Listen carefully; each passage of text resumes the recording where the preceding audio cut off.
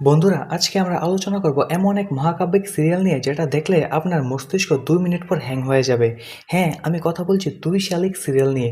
এই সিরিয়াল এতটাই অর্থহীন, বিজ্ঞানীরা এখন এটাকে ব্ল্যাক হোলের সঙ্গে তুলনা করছে।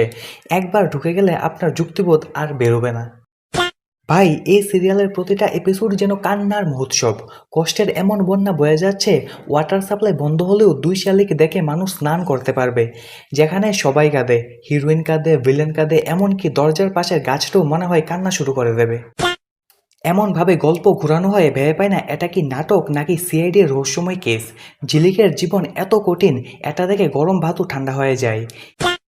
এই হলো আমাদের মহান নায়ক, যিনি প্রতিটা সমস্যার সমাধান খুঁজে পান একটাই উপায়ে: আকাশের দিকে তাকিয়ে থাকো, কিছু না বলো, আর পরিস্থিতি আপনি আপনি আরও খারাপ হয়ে যাবে। এই যে সিরিয়ালের ভিলেন শাশুড়ি, ওনাকে দেখলেই মনে হয় এর কাজ শুধু নায়িকার জীবন তিক্ত করা। উনি যদি নাসায় থাকতেন তাহলে মঙ্গল গ্রহে বায়ু ও পানির পরিবর্তে বিষ ছড়িয়ে দিতেন।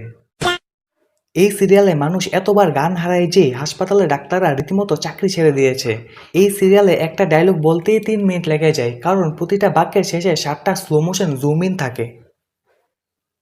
এভাবে চলতে থাকলে একদিন কেউ বলবে আমি খেতে যাব, আর সেটা 3 দিন দেখাবে। এই সিরিয়ালে একবার কেউ মারা গেলে চিন্তার কোনো বিষয় নেই, পরের 10 এপিসোডের মধ্যে সে আবার ফিরে আসবে, কারণ লেখকরা বোধহয় ভূত আর মানুষের মধ্যে কোনো পার্থক্য খুঁজে পান না।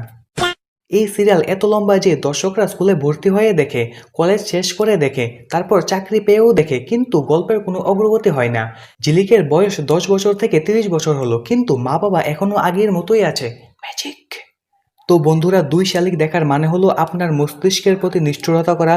যদি আপনার জীবন খুব শান্তিপূর্ণ মনে হয় আর একটু নাটকীয়তা দরকার হয়, তাহলে অবশ্যই এই সিরিয়াল দেখুন, কিন্তু সঙ্গে ওষুধ রাখবেন, মাথা ব্যথা নিশ্চিত।